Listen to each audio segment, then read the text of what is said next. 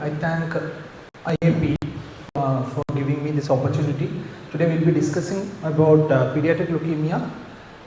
These slides were made specifically for postgraduates actually. So I'll be actually running through the slides, and we'll stop. We'll discuss the cases in detail, and please feel free to interrupt me whenever you want. So greetings from Mitra Hospital. Leukemia constitutes around 1/3 of all pediatric malignancies. Most of them are, or around 85% of pediatric leukemia are ALL, and 15% is AML, and some other CML, JMML, things like that. Very rarely we get.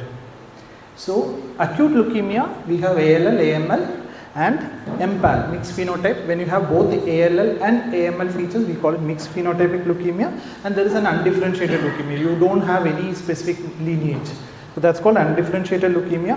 So MPAL and undifferentiated leukemia are very primitive. So which means they have a lot of stem cell characteristics, and it is difficult to treat. Well, let's first discuss about ALL. So when a child has ALL, every time the family asks this question, why did this happen? So for 95% of the cases, we don't know why it happened. So the exact etiology is not known, but there are some relation to radiation, pesticides, etc. And there are a lot of predisposition syndromes, but I'll highlight whatever I have marked in red is, they are not the commonest, but I mean Down syndrome obviously is common, but other than that, why Down syndrome is important? Because in Down syndrome, the most common malignancy is ALL, but in a child less than 2 years, it's AML. And what AML do you get? You get AML M7. So the non-Down syndrome AML, AML M7 occurring in a non-Down syndrome is a very bad. But AML Down syndrome, almost all we can treat them very well, except they have very dangerous treatment-related toxicity. But if you manage that, then the outcomes are good. And then Lee-Fraumeni syndrome, the importance is, have you heard about hypodiploid ALL? This is one of the poor prognostic factor in ALL, hypodiploidy. The blast has lower number of chromosomes, 31 to 39. So they are hypodiploid ALL. So Lee-Fraumeni syndrome, when they cause ALL, they generally becomes hypodiploid ALL. Then something called CMMRD, constitutional mismatch repair deficiency. The importance is they tend to have TALL. So in an infant, TALL occurs mostly in older children, but when you get TAL in an infant or a younger child with a lot of cafe au lait spot, looks like neurofibromatosis, but when you get TAL, you should consider CMMRD. CMMRD is nothing but, have you heard of Lynch syndrome? That familial, this one, predisposed to colon cancer. It's an autosomal recessive variant of Lynch syndrome, so they can have TALL, they can have brain tumor, colon cancer, etc. So it's important that you identify that and screen them. And there is a role of nivolumab in preventing cancers in CMMRD. Then another question they ask is, okay, what is the risk for the other child? So for a sibling, practically you can say there is no risk. Only if it is an identical twin and the cancer and the leukemia happens during infancy, then the concordance rate, it is almost 100%, because most of these stem cells are developed predisposing cancer clones. They develop in utero, and identical twins, they share the circulation. So it's almost 100%, but by around 6 years, the risk becomes of that of a normal population. Then signs and symptoms, I will not explain, it's like common, but the only thing is that if you suspect ALL, just look at the testes also. It might also be involved. Then another one important, very specific of ALL is anterior mediastinal mass, which you usually see in TALL. The thymus becomes enlarged and causes huge anterior mediastinal mass. So what happens is that it will compress your superior vena cava, causing all the venous congestion on the head and other place head. And then it can also cause respiratory symptoms when it compresses the trachea. In children, in adults, these are two different entities. First SVC, then superior mediastinal syndrome happens, but in pediatrics, trachea is also very soft, so it generally overlap. So the only one thing you have to understand here is, when you cannulate the lower limb when you suspect such a case. And diagnostic evaluation, usual routine blood test and other things, but important thing is that just look at the TLS parameters also, urea, creatinine, uric acid, sodium, potassium, calcium and phosphorus, and take a chest X-ray to look for the anterior mediastinal mass when you suspect leukemia. Then important points from the pediatrician side, what we expect is when you suspect a case of acute leukemia, what you have to do is you start hydration, potassium free fluid, normal saline is fine, and you start some allopurinol for to reduce the uric acid or to prevent uric acid from going up. If it is already uric acid is very high, then you can probably, if raspuricase is available, you should probably use raspuricase. And then especially when you have high leukocyte count, keep the platelets more than 50,000. Recommendation is 30,000. For practical purpose, keep it more than 50,000. And avoid PRPC. Maybe the child is stable, but the child is having HP of 5 or something. Total count is more than 1 lakh. Just try to avoid PRPC transfusion as it increases the viscosity. And also use of Lasix. Furosemide, you should be very judiciously in using Lasix, not in all cases when there is hyperleukocytosis, because the viscosity increases, then the hypercoagulable state happen. There is a very high risk of developing intracranial bleed when you have hyperleukocytosis. Then generally peripheral smear can identify lymphoblast, myeloblast. You can use myeloperoxidase staining to identify. So generally we diagnose ALL when you have more than 25% blast in the bone marrow. Let's say, what is the normal percentage of blast in bone marrow? Normally it is less than 5. So what if we get 15% blast, BALL with 50, so it's like B phenotypic, pre-B lymphoblast, but around 10 to 15%. So what do you call that? You cannot call leukemia. So you can call it lymphoma. B, lymphoblastic lymphoma, stage 4, because obviously marrow is involved. But anyway, you treat all like same only.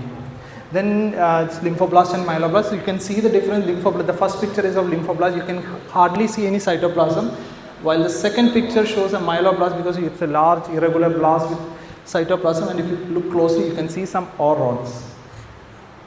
And these are blasts with vacuoles. So you get that usually in Burkitt leukemia. So I am not discussing Burkitt leukemia because it is treated like a lymphoma, aggressive B NHL. So what is this? It's a lymphoblast or a myeloblast?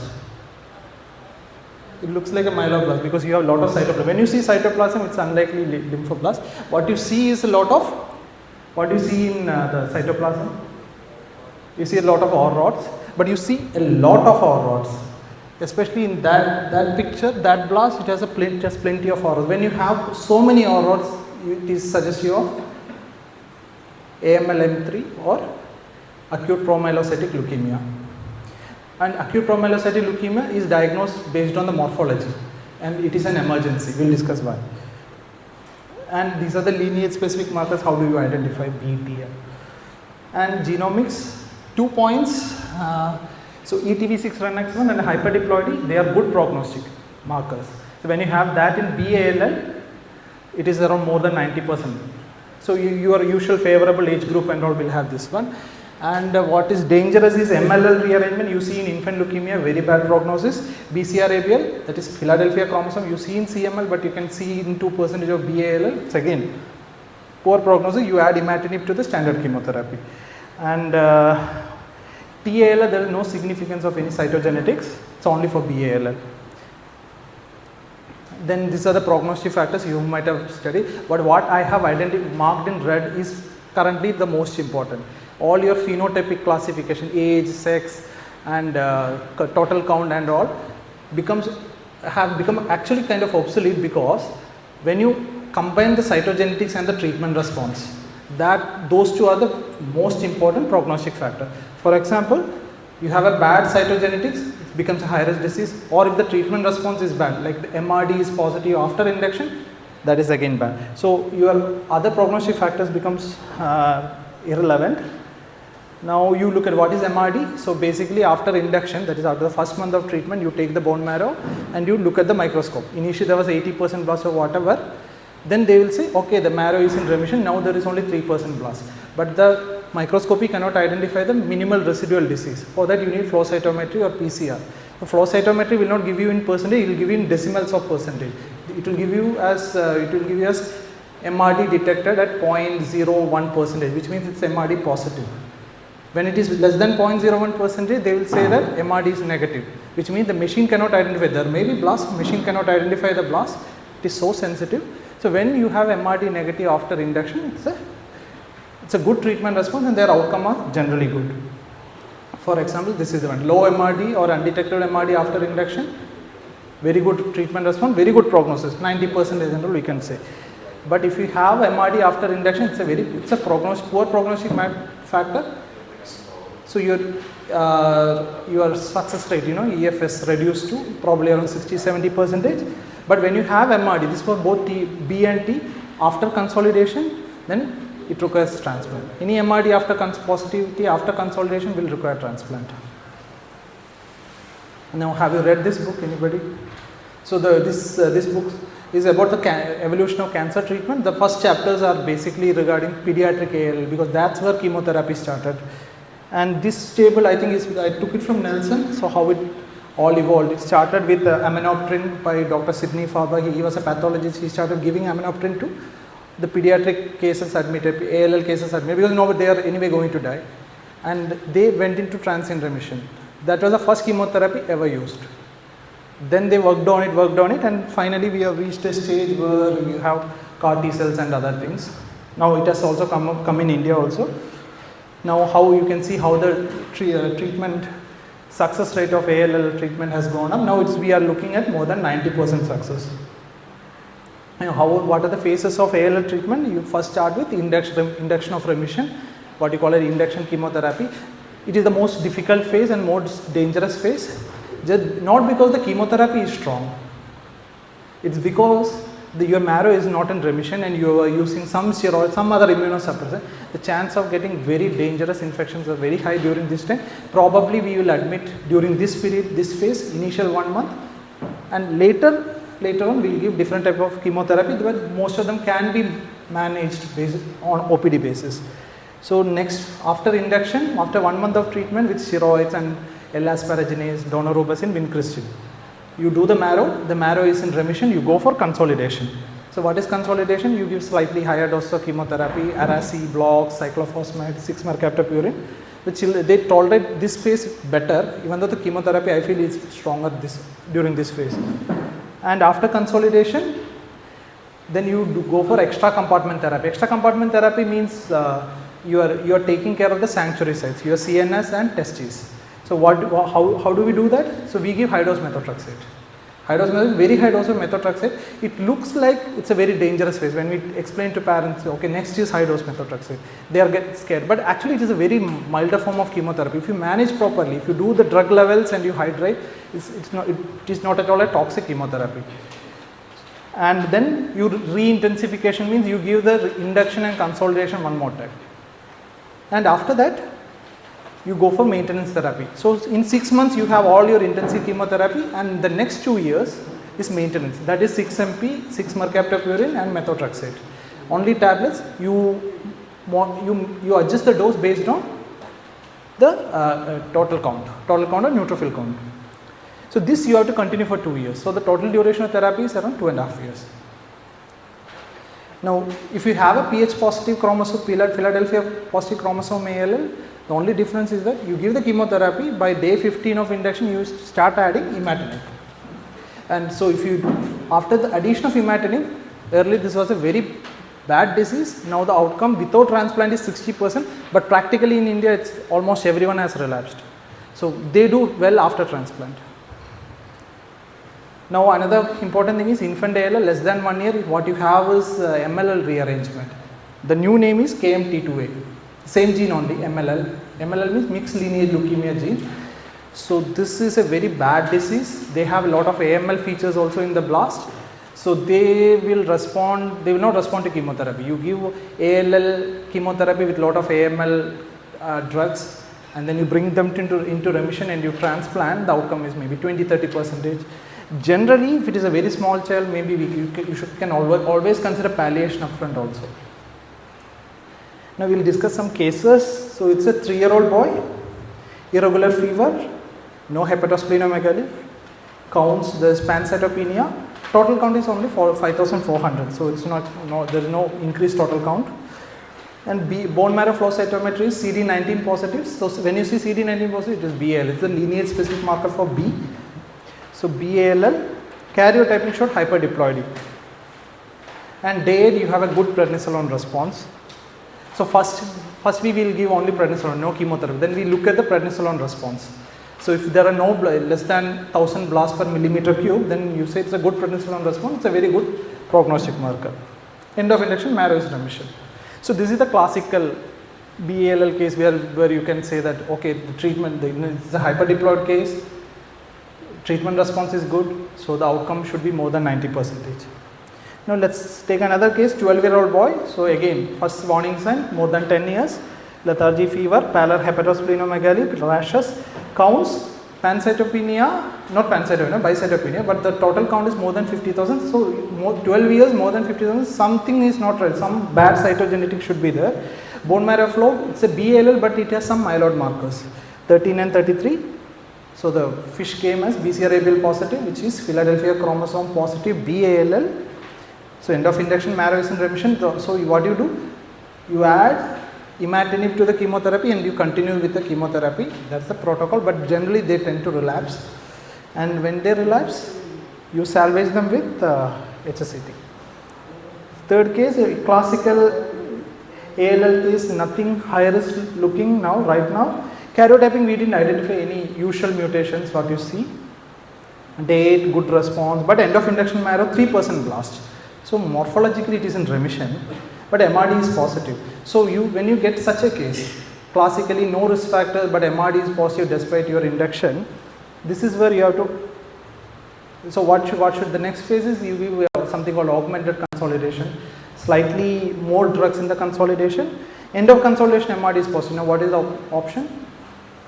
Now what we do is you give something called blinatumomab. So it's an immunotherapy, and you make them MRD negative and you transplant. So why this happens? So this looks like a normal case. It should have responded very well to chemotherapy. Why is MRD positive at the end of it? So in such cases we do something additional, which is called PH like ALL panel. Some mutations are there. So most likely they will have that PH like ALL mutation, CRLF2 being the most common. So you manage, as of now you manage like any other MRD positive ALL, but you can add some JAK inhibitor if it is in JAK pathway mutation is there, or sometimes dasatinib helps. Now another case, 11-year-old female, something is not right, 11-year, there is facial puffiness, breathing difficulty. So what do you think it is? So it's a mediastinal mass. Okay, counts are very high, 2.3 lakhs, uric acid is 15 and creatinine has started going up, and there is a mediastinal mass. So to say anterior mediastinal mass, you need a lateral X-ray also. So what are our concerns? There is TLS, there is hyperleukocytosis, there is superior mediastinal syndrome SMS.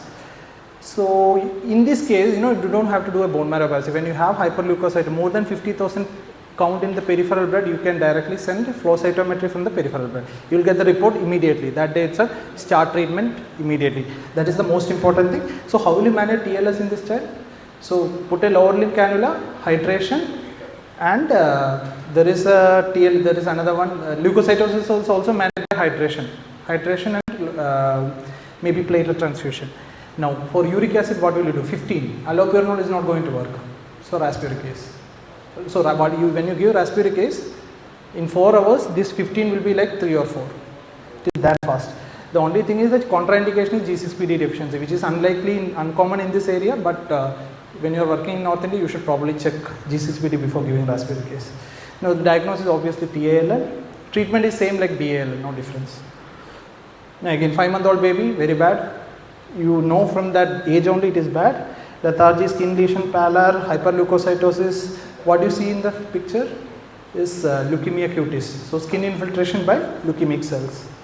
So peripheral flow cytometry, BALL, but you have myeloid markers. Now the difference is when you have MLL rearrangement, CD10 is negative. That's why we used to call the CD10 negative ALL as a poor prognostic factor, because that is associated with MLL. So what cytogenetic abnormality? KMT2A, that is a new name for MLL, treated with chemotherapy and transplant. Outcome is still bad, 20-30%. Now acute myeloid leukemia, this is a new classification, lot of genetics. And for acute myeloid leukemia, it is not 25%, it is 20% blast. To call it leukemia, or you need the cytogenetics. When you do a fish, when you suspect something, you have not got enough blast in the peripheral, in the marrow, but use the cytogenetics, recurrent cytogenetic abnormality. You identify any of those, you can call it AML. But again, if there are not enough blasts, then you probably call it as MDS, myelodysplastic syndrome. Now the chloromas, those are extramedullary accumulation of the AML. You can have chloroma without AML in around 1% of the cases. You treat like AML only. So how do you treat AML? You give something called induction chemotherapy, which is very strong chemotherapy upfront, and the consolidation is based on either you give high dose Araci or you transplant based on the cytogenetics. So I think I've okay. Now this is not important. So for all high risk cases you transplant, low risk cases you don't transplant, intermediate risk when they don't respond to chemotherapy you transplant, and all relapse cases you transplant. Then this is APML. So APML is a morphological diagnosis. You see a lot of ROC when you suspect something, and they generally presented with DIC, so they will have a lot of bleeding out of proportion to the thrombocytopenia that they have. You send the smear and the pathologist call you and say that okay, it is looking like APML. So what will you do? No, you don't have to. You have to refer to an pediatric oncologist. But what you can do is, if ATRA is available, you can start ATRA, and when with ATRA, all retinoic acid, you start steroids also. Now we have, this is one of the dreaded AML which we had. Around 90% of early mortality, 90% of people die due to mortality. The pre-treatment, then chemotherapy came, then the toxicity of chemotherapy was. Now it is the most curable AML without chemotherapy. I'll show you why without chemotherapy. Because you start all trans-retinoic acid, nothing, simple tablet. Maybe you give steroids also to prevent something called differentiation syndrome, because this doesn't kill the cancer cell, they differentiate to normal mature cells. And you add something called arsenic trioxide also. So all trans-retinoic acid and arsenic trioxide, they are not chemotherapy, they are differentiating agent. This is the regimen which we use. For high risk cases, we add little bit of chemotherapy called idarubicin. See the outcome, orange line is the outcome, almost 99%. Recent data in pediatric AML. You look at the overall survival here. I don't think you can see that. So overall survival is around, in high risk is like 100%, which means nobody died due to this treatment. One or two people have relapsed, but they are salvaged. Now let's say discuss a case, 10-year-old female, fever, pallor, skin bleeds, but proptosis is there. So when you get proptosis in an AML, chloroma, yes. In which AML you get chloroma? M2. So M2 means, so what is this slide? What is the color of, why is it looking like this? This is the myeloperoxidase chaining. That's why it is looking like this. So cytogenetics, A21 translocation, you give chemotherapy, induction, MRD is negative after induction, you give consolidation with high dose Araci, chemo consolidation only, child is fine. This is the usual case what we get. Now this is a 5-year-old female, fever, epistaxis, gum bleed, petechiasis, so lot of bleeding. There you should have the suspicion of APML. So the counts are okay, pancytopenia, DIC is there, this is how it looks, lot of myeloperoxidase positivity. So that is APML or rods, faggot cells.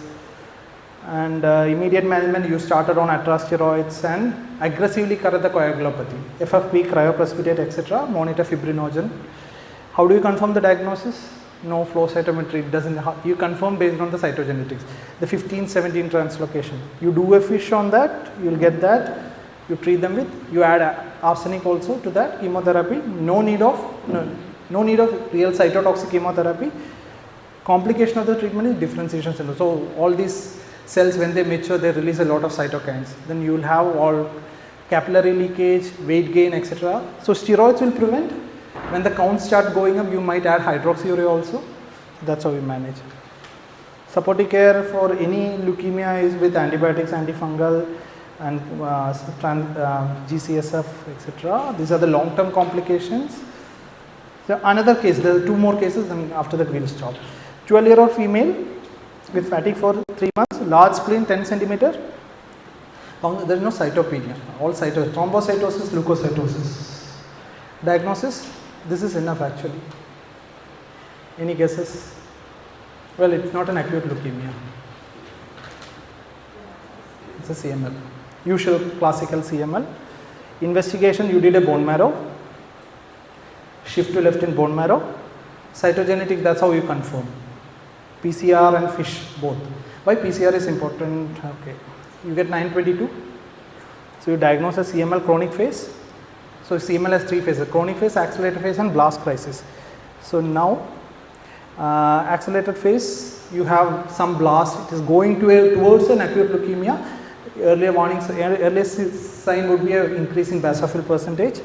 And when you have blast crisis, you have more than 20% blast. So sometimes this CML blast crisis will present like a pH positive ALL. You do a FISH, you get 922 positive. They are in lymphoid blast crisis. That's it's very difficult to differentiate, because CML blast crisis will require transplant. Not all pH positive ALL require transplant. So it is important to do a transcript. You do not just FISH, you do a PCR also. You identify P210, which is seen in CML, P190, which is another different type of BCR-ABL you see in pH positive ALL. So when you have blast crisis, and you start with dasatinib, not with imatinib. This one you can start with imatinib. Then blast crisis will require transplant. You bring them into remission, transplant. Now this case, this is very interesting. 1-year-old male, parallel lethargy, splenomegaly.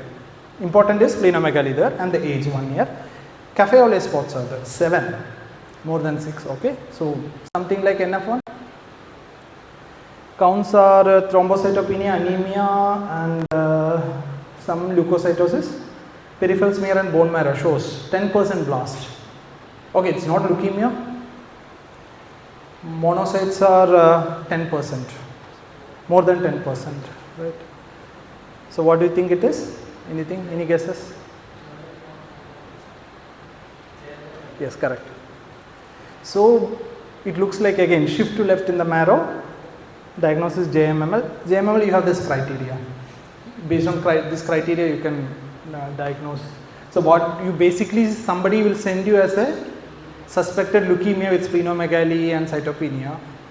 You do the workup, you may not see much blast, you think that is something else, not pediatric oncology case, but always look at monocytes. You may not get any blast also, it may not look, you may not get any excess blast, but the monocytosis will be there, it gives you a clue, and then you just rule out the CML part, but at this age CML is very rare, that BCR-ABL to rule out CML should be negative. And then you look at this one more, you look at the cytogenetics, and you can send an HPF, it will be increased for the age, and this myeloid, the shift to left will be there. So, and if you don't have enough sign sensitivity, you send something myeloid NGS, you will find all NRAS, KRAS, or you need a clinical diagnosis of NF1. NF1 with any of those features is JMML. We treat JMML with transplant only, there is no other option. Still the outcome, Western country, they say 50%, practically for us it is even lesser than that. So that's it, thank you.